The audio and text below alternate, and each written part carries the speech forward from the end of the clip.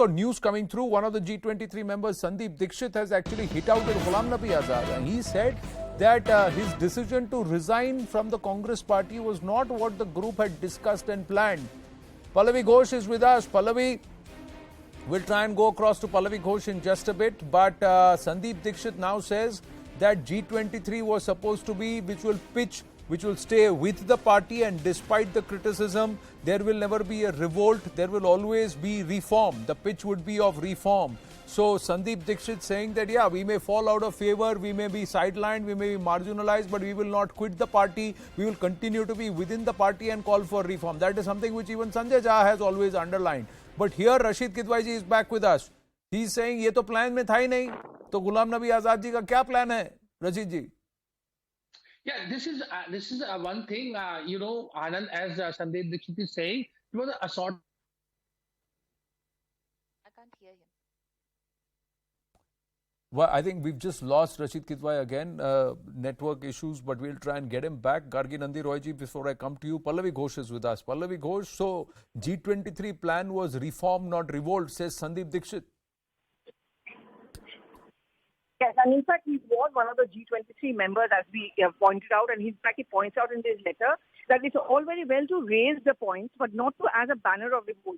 I think the kind of harsh language which Ghulam Nabi Azad used in his letter has not gone down very well with many of the G-23 members also, because they are saying that, well, some of his points are very valid about the inaccessibility of the Gandhis, but to talk about security cards, to talk about PA, is in poor taste, especially coming in from a person as senior as Ghulam Nabi Azad. And Sandeep Dikshit has often been seen little left of the Congress party in terms of often taking up the Congress, being critical of the Congress, going that far also at times to suggest that perhaps it should look behind the Gandhis. But his comment now is also reflects one view within G-23, valid point, but the way it needs to be said, it should not be seen as a revolt at this point of time.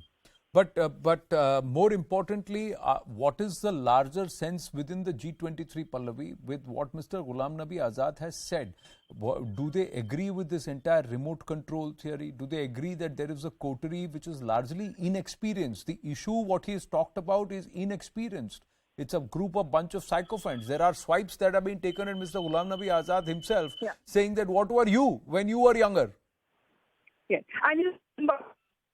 is that I don't think Ghulam Nabi Azad would have released a letter today without the other G-23 members being in the loop. So it's a very carefully drafted letter, which I am told some of the other G-23 members were very much a part of it. Look at the timing. It happens when the party has already decided to defer its presidential polls. It happened when he completes 50 years as being a part of the Congress party, is what he told me. So it's a very well thought out letter, and I'm sure many G-23 actually also accept his words. What we really now need to see is whether Anand Sharma also, for example, will follow suit.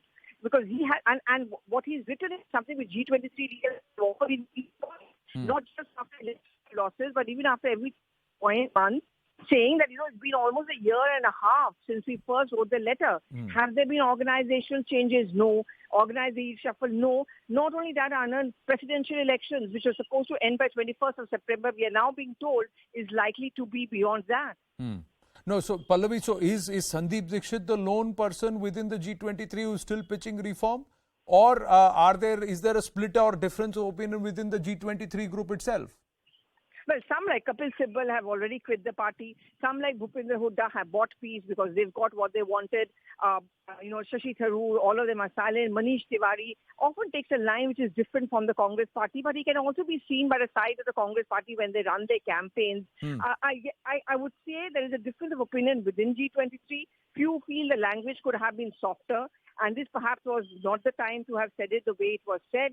But by and large, the points which have been raised by Ghulam Nabi Azad are those which have been consistently raised by many of the G-23 members. Right.